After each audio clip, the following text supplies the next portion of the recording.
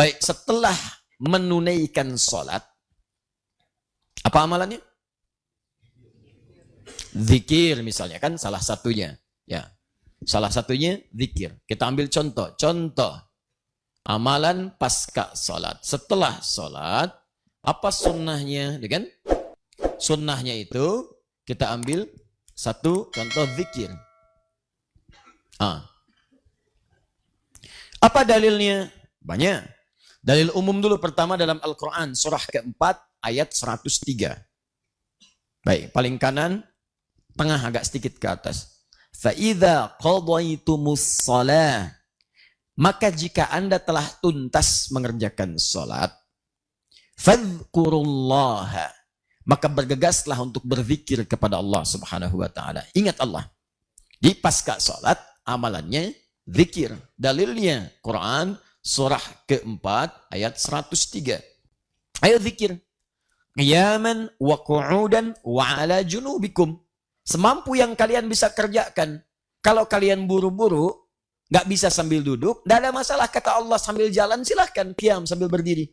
Apa nggak bisa antum keluar sambil zikir? Astaghfirullah, astaghfirullah, astaghfirullah.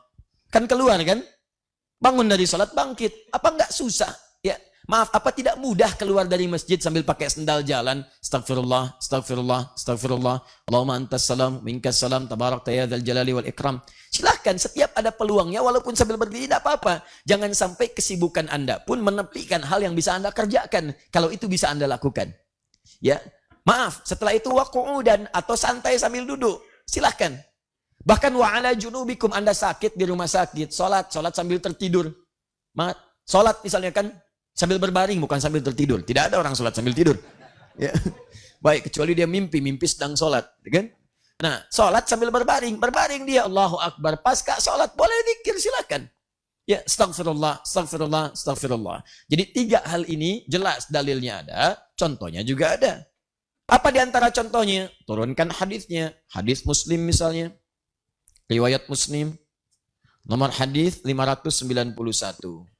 Begitu selesai Nabi kemudian salam, Assalamualaikum warahmatullahi, Assalamualaikum warahmatullahi. Beliau kemudian mengatakan, Astaghfirullah, astaghfirullah, astaghfirullah. Allahumma antas salam, wa minkas salam, tabarakta ya dzal jalali wal ikram. Hadis Muslim nomor hadis 593.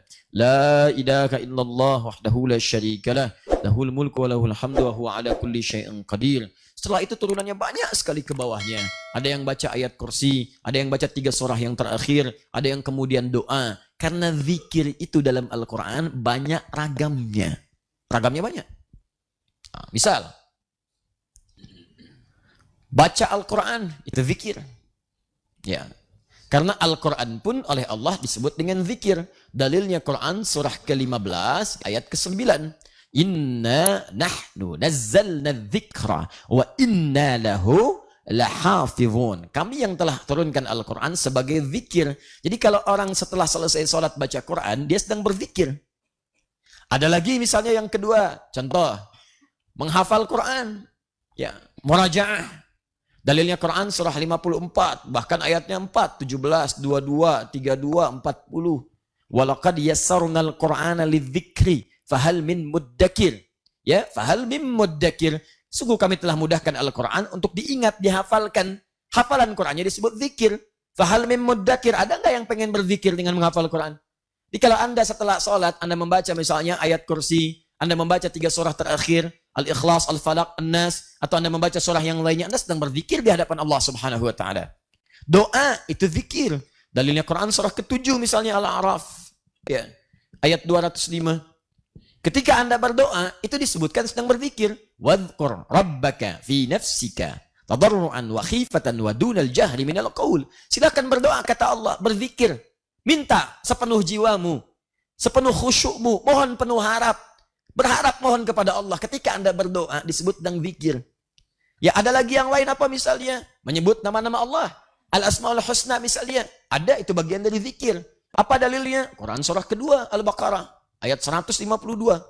Paling kanan agak ke bawah. Ya. Fadhkuruni azkurkum. Fadhkuruni, sebut namaku. Ketika Anda menyebut nama Allah disebut dengan zikir. Anda berzikir kepadaku, saya pun zikir engkau, saya sebut kamu. fadhkuruni adzkurkum. Bagaimana menyebut nama Allah? Banyak. Buka Quran surah ke-17 misalnya. Dari ayat ke-110 sampai 112. Di ayat 111-nya jelas. Qulidullaha, panggil Allah, sebut nama Allah. Awid ar-Rahman atau ar-Rahman. Ayyamma tad'u falahul asma'ul husna. Kapanpun Anda pengen menyeru, Allah punya nama-nama terbaik. Silahkan panggil. Ingat, al-asma'ul husna, nama-nama Allah yang terbaik, bukan sifat. Karena ada orang menyebut asmaul husna, tapi yang disebutkan sifat. Wujud, kidam, bako, ya, nah, itu mah bukan asmaul husna. Baik ya, itu namanya sifat. Kita kembalikan kemudian al-asma'ul husna, Allahur Rahman, Ar-Rahim, Al-Malik, Al-Quddus, dan sebagainya. Anda boleh minta kepada Allah, bahkan memadukan antara doa dengan nama-nama Allah. Allahumma yal fattah. Sebut nama Allah terkait kebutuhan Anda. Memang nggak harus semua disebutkan. Cari sesuai kebutuhan. Kalau Anda ingin dibebaskan dari kesulitan, Allahumma yal fattah. Kalau minta rizki, Allahumma ya razzaq. Kalau minta disabarkan, Allahumma ya sabar. Kalau minta misal diberikan pengetahuan lebih, akan menghadapi ujian, Allahumma ya alim. Dan seterusnya. Sebut. Ini zikir. Nah sekarang, teruskan. Yang kedua. Ini Nabi mempraktekkan ini, dalil ada, contoh ada. Nah sekarang muncul hal yang kedua. Ini masuk pada fikih ikhtilafnya. Di dalam amalan pasca sholat, ada juga amalan kedua. Apa namanya? Musafahah, bersalaman.